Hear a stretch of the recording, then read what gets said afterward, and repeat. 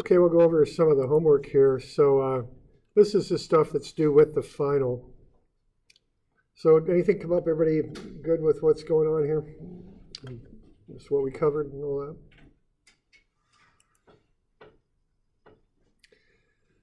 Okay, now I think I've got solutions for these posted even, so you could have a look at them. I think they're in Moodle. I'll have to check and see.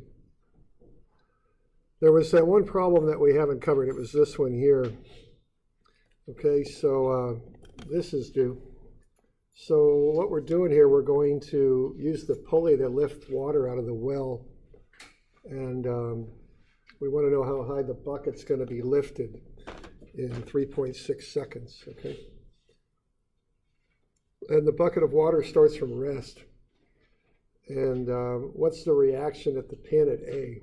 Okay, and so we want to know how high we can lift the bucket in 3.6 seconds. And also we want to know the reaction at A.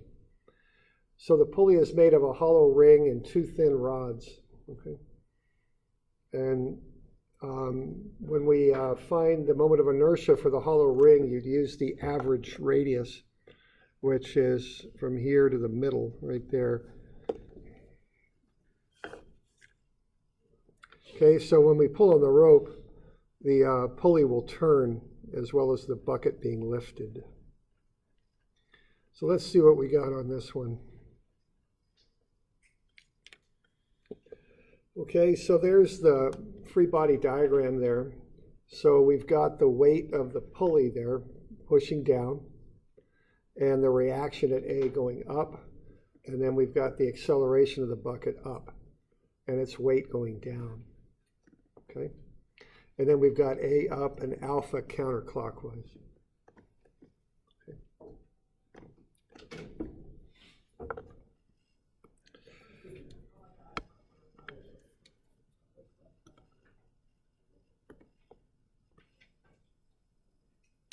All right, so the mass of the pulley then is 2.9 kilograms.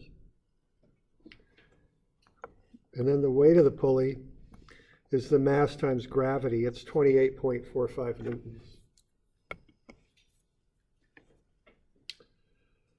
All right, so once we've got that, what we want to do is find the moment of inertia. Now, what we've got here is we've got a hollow pulley and then two rods. The rods are the two little rods in the middle. And so we're finding the moment of inertia about this axis coming out of the page right there, okay? So we're going to find the moments of inertia of the two rods, which are at right angles to one another. The two rods are like that and like that. And then we'll also find the moment of inertia of the ring, okay, like that. So for a thin rod, it's 1/12 ml squared when you take the moment of inertia about the center of gravity. And for a ring, it's just mr squared. Okay, so that's what I'm doing here. Got two rods and then the ring. So I just run through that, just plug the stuff into the formulas, and I'll get the moment of inertia. It's 0.04387.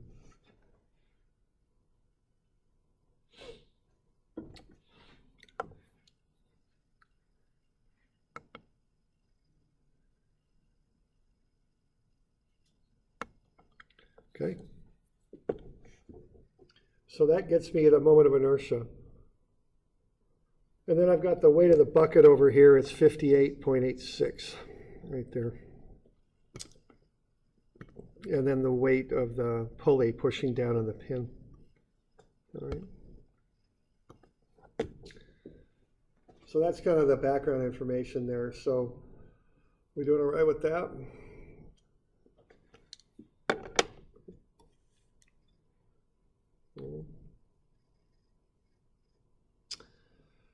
Okay, now there's different ways to do this. We did something like this in class. You can break it up into two pieces if you like. Sum of MA is IA alpha. Okay, with no slipping, the acceleration of the bucket A will be R times alpha for the pulley. So alpha will be A over R, which is A over the radius, the outer radius, because that's where the rope is. So that's A over 0.15. All right. So what we would do here, we'd take moments about that center point of the pulley. So we're going to have 65 newtons.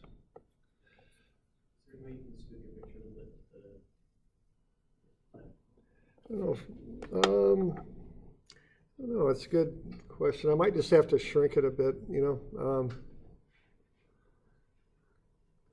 I don't have any scroll bar other than. Probably have nothing. Yeah, I'll bring it down in size a little bit till it works.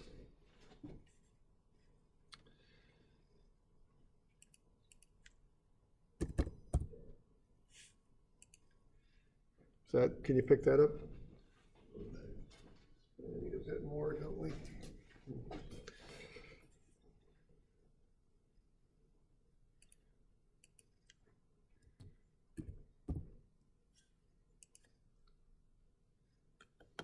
Is that all right?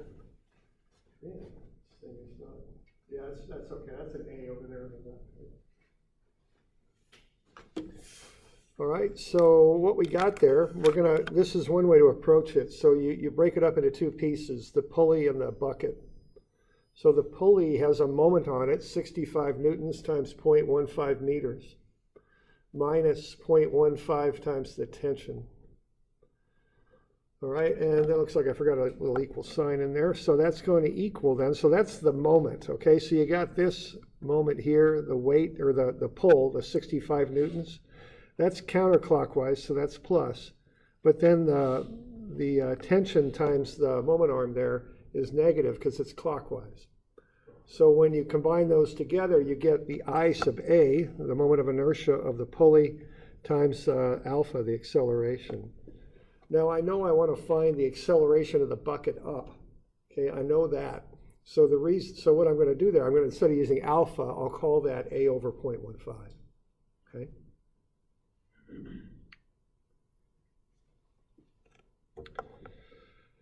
All right, and then I just work through the math here. And I'm going to, just do the calculations, and I solve it for the tension.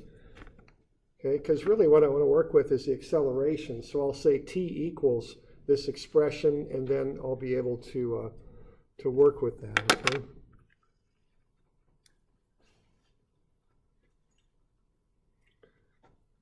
So we good with that? Any questions? Okay. Yeah, sure. So that's one thing. We got two unknowns, the tension and the acceleration. So then the next thing to do is the bucket. And that's just going to be F equals ma. So the tension's up, the weight's down. Those are the statics forces. They go on the left, and that's equal to 6a, which is the mass of the bucket times its acceleration upwards. So you can solve for the tension again. It's 58.86 plus 6a. So, so notice what I'm doing here. I've got the static stuff on the left for the moments and also for the forces. The dynamic stuff, which are masses and accelerations, on the right. Okay. And, just remember that when you're setting this stuff up. Watch your signs. Just do that. That's kind of what I was talking about earlier with watch your process and how you approach things. Just do that, it'll work out, okay? Okay, and then we equate the two A expressions together. So we get 58.86 plus 6A is equal to 65 minus 1.95A. Solve for A, it's 0.772. So that's the acceleration of the bucket upwards. So what we're doing, we're accounting for the fact that the tension in that rope has to turn the pulley and lift the bucket. It's got to do both things. And earlier in the term, we didn't call this out explicitly, but we always said that assume the pulley is small and frictionless and has a low mass. That was to avoid having to deal with this stuff, okay? That stuff we did earlier in the term where we were lifting things with pulleys and stuff. We just kind of got the pulley out of the situation earlier in the term, but now we've got it in the situation. Okay. So we good with that? Okay.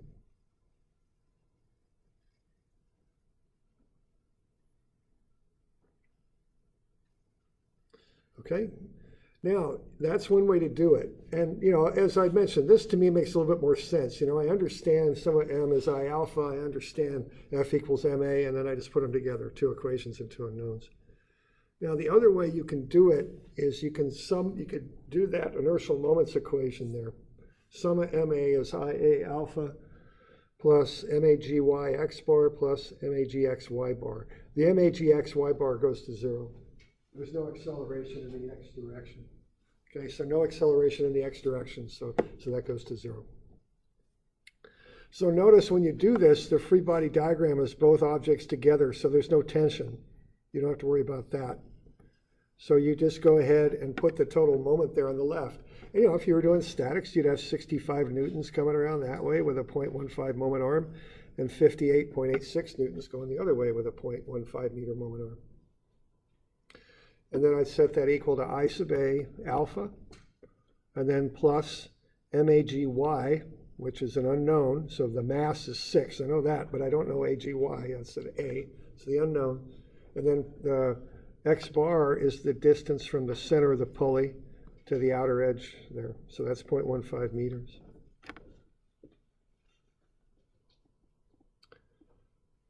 Okay. So I got both those terms, both those expressions in terms of A, so I just have one unknown A. Okay. So we should be able, technically be able to do this on the test, the short. Yeah, sure. Yeah. Okay. Okay. And then we got the net moment over there on the left. And solve it, you get the same acceleration. So these are two ways to do the same thing, and you do whichever method you prefer. I mean, whatever works for you the best. Just go ahead and do it. Great.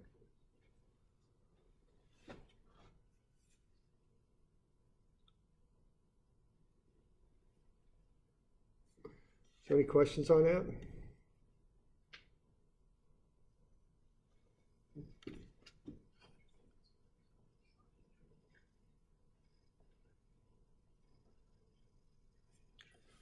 Okay.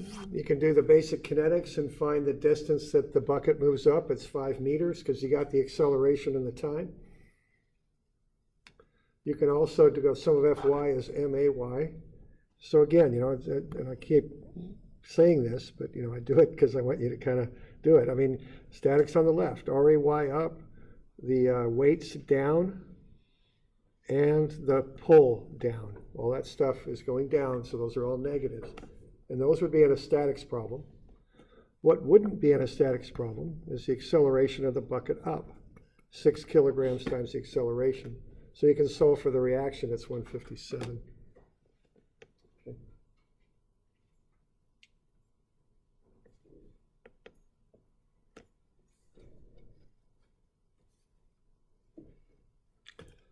Questions on that?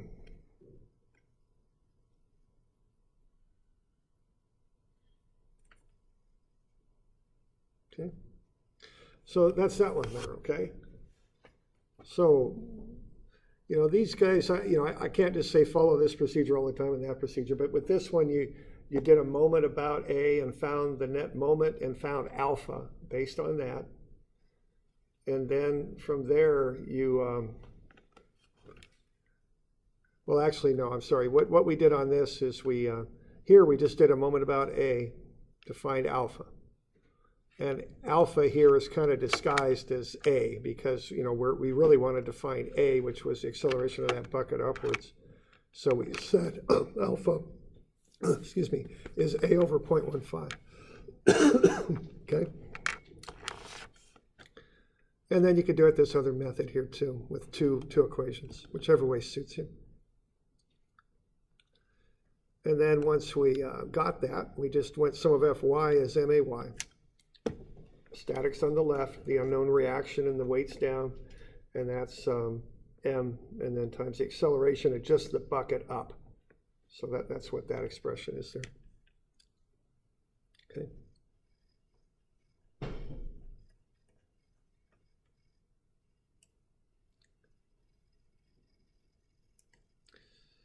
All right, now we'll jump around here a little bit. Let's do the one with the machine lifting the rod next, if I can find it. There it is. So 354.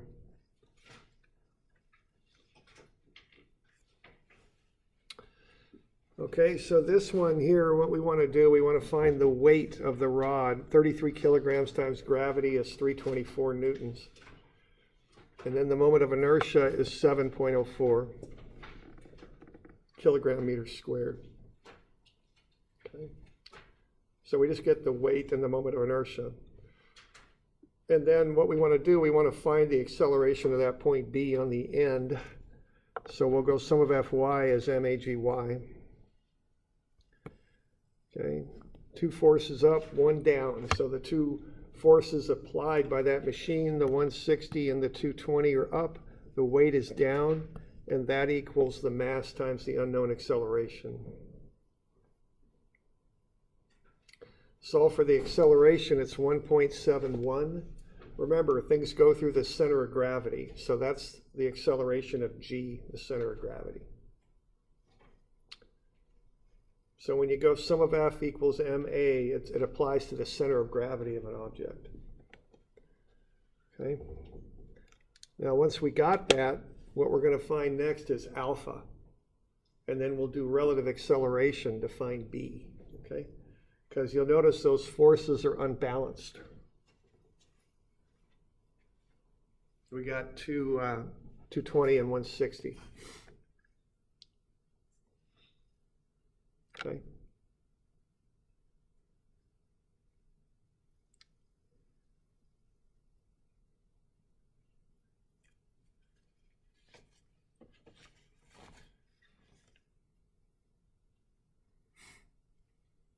So what we want to do, we're going to take moments about the center of gravity next. Sum of mg is ig alpha. We've already found ig. So the 220 is times 0.6. And the 160 is times 0.6 also. But the 220 is negative because it's clockwise. The 160 is positive because it's counterclockwise. And then I'll set that equal to 7.04 alpha. You can solve for alpha. It's negative, meaning it's clockwise, 5.11. So once I've got that, I can use relative acceleration to find the acceleration of b. So the key thing on this problem, this is just a plane motion problem. The key thing on this is you got to go through the center of gravity on this. Okay, that's what responds to F equals ma. Then if you want to find the acceleration of the other point, you got to use relative acceleration. Okay.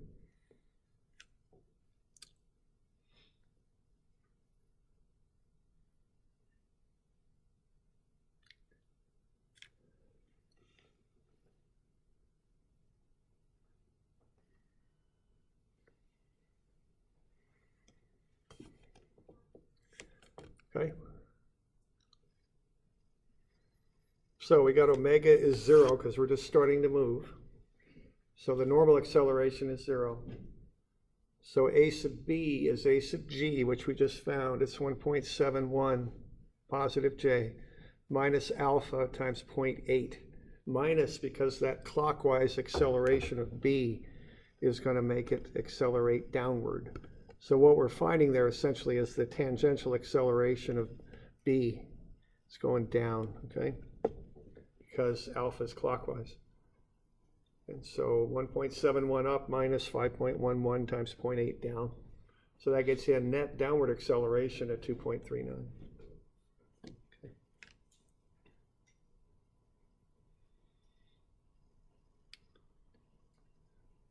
Okay. So that's that 354. Now the other two are rolling type problems, so okay, so we're good with that.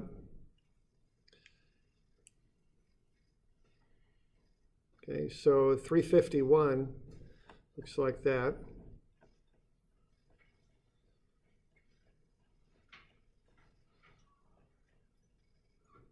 So that might be best represented in a 3D sketch, something like that, okay? So we've got a roller with an axle, we're pulling on it, and we're dragging the block and pulling the roller at the same time. A is equal to alpha R.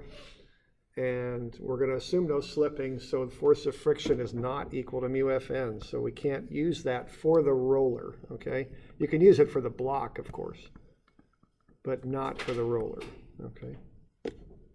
So you got to pick one or the other. You can't use both, okay? You can't use two of them, just one, okay?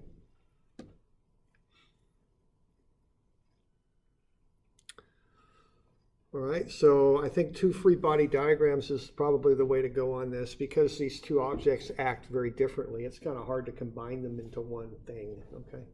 So I would go through the tension on this one. Okay, so I'm going to find, and what I'm going to do, I'm going to generate multiple equations with the unknowns. The unknowns I'm going to work with are the acceleration and the tension, okay?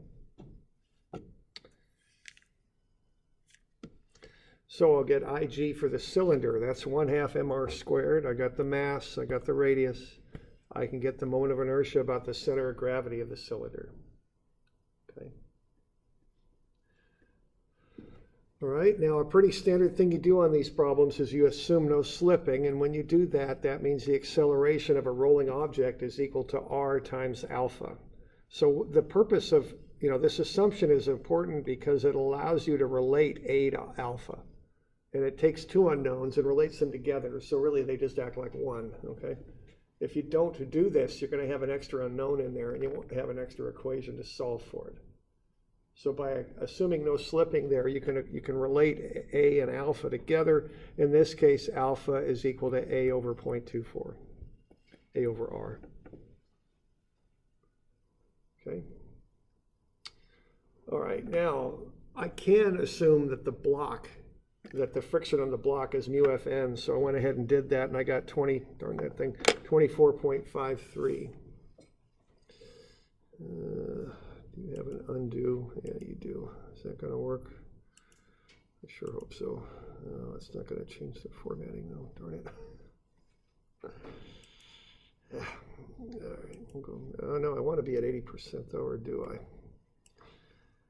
Is that visible there? Okay, that's working. Okay, good. All right. So I find the normal force on the block, multiply that by mu 0.25, and I'll get the force of friction.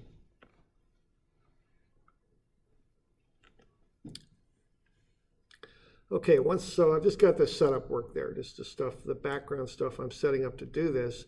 Now I'll start to work on it, okay? So what I've got there is the cylinder.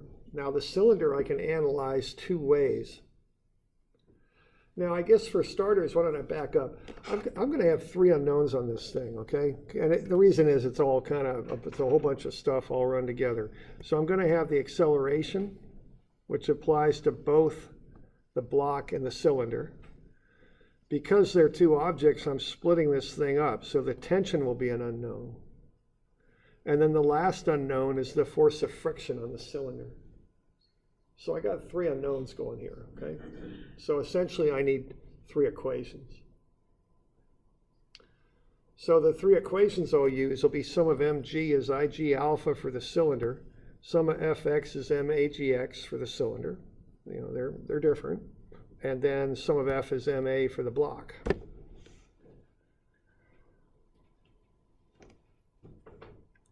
So I'll just go through those one at a time, okay? So for the cylinder, sum of mg is Ig alpha. Now what's making the cylinder roll is the force of friction.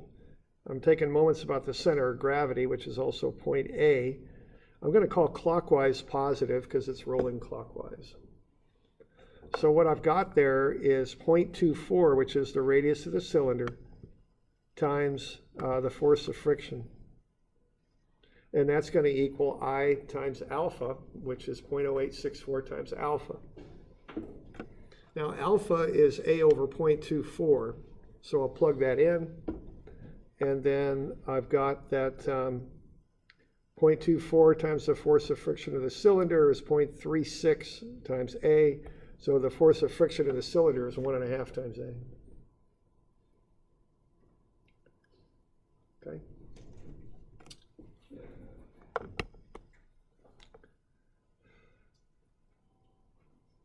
We good with that?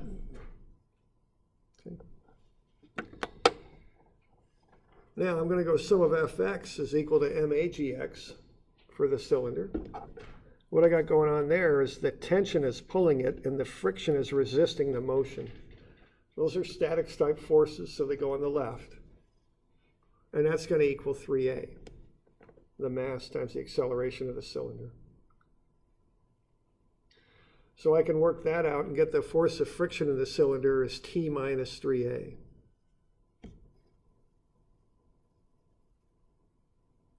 And then the last thing I'll do is the block. Sum of forces is 60, which is the pull, minus the friction. Again, you can use friction for a block. It's just the rolling things that you can't use μFN for, okay? So minus the friction, minus the tension, which is pulling it back, is equal to 10A. So I'll solve that for the tension. Okay? So what I did, I just generated the three equations. I got three unknowns. Force of friction for the cylinder, the acceleration, and the tension. So now I just need to go through and solve it out. Okay? Now it's just basically doing calculations, to figure it out.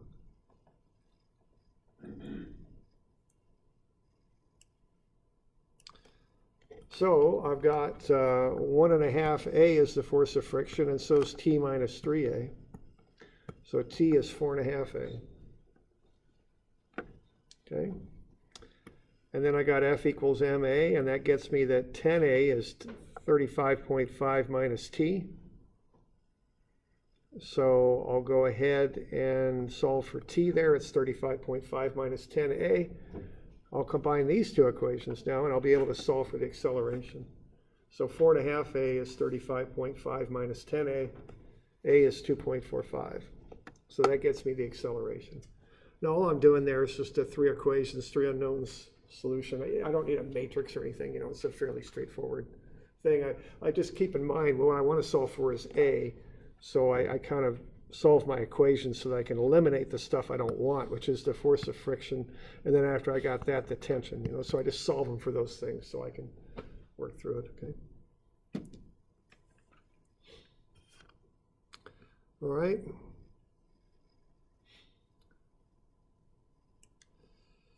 Okay, now I could have done this differently had I wanted to.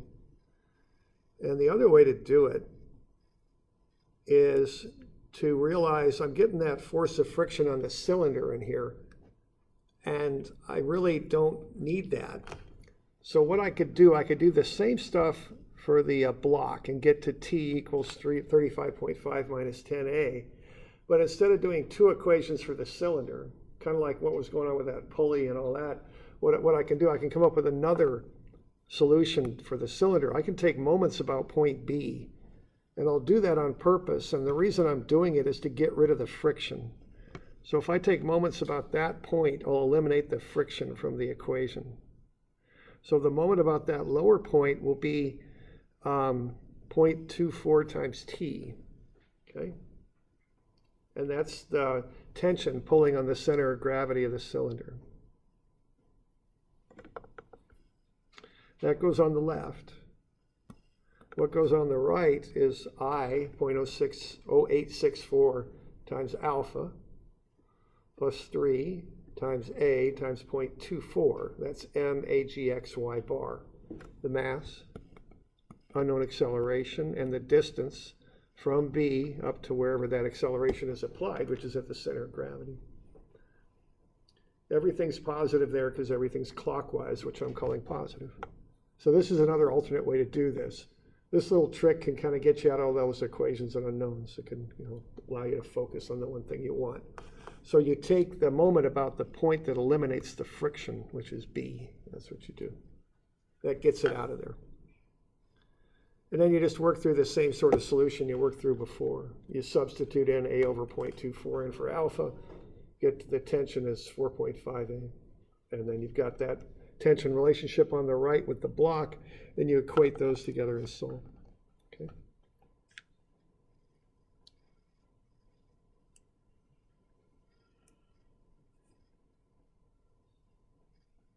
Okay, to finish this thing off, so are we good with that? We got any questions on that bit?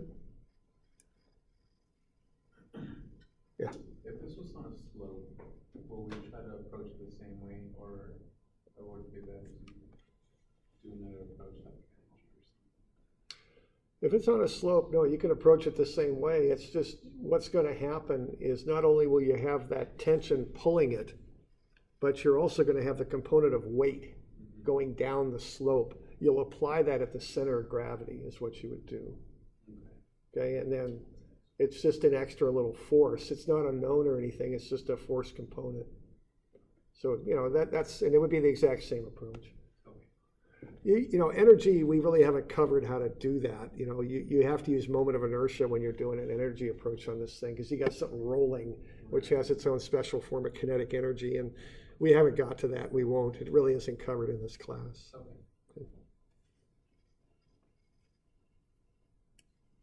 Okay.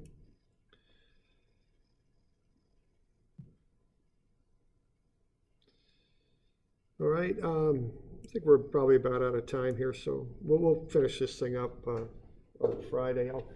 I'm working to get your homework back to you on Friday as well. Okay.